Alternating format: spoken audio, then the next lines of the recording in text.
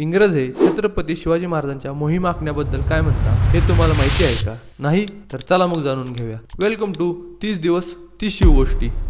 इंग्रज म्हणता Shivaji's plan were very cleverly led and very secretly carried out, and until the plans were actually carried out, they were not known even to his nearest attendants. Shivaji used to spread false rumors about his movements and also used to take few false moves in order to divert the attention of his enemies and drive them to follow a false scent, and further report had made him an airy body. याचा अर्थ असा होतो की शिवाजी महाराजांच्या योजना अत्यंत हुशारीने आखलेल्या आणि पूर्णपणे गुप्तपणे अंमलात आणलेल्या असत. योजना प्रत्यक्ष अंमलात येईपर्यंत त्याची माहिती त्यांच्या अत्यंत जवळच्या सहकाऱ्यांनाही दिली जात नसे. महाराज आपल्या हालचालींबाबत मुद्दाम खोटे अफवा पसरवत आणि शत्रूंचं लक्ष विचलित करण्यासाठी काही बनावट हालचाली करत, त्यामुळे शत्रू चुकीच्या दिशेने धाव घेत आणि महाराजांना पकडणं अशक्य होत असे.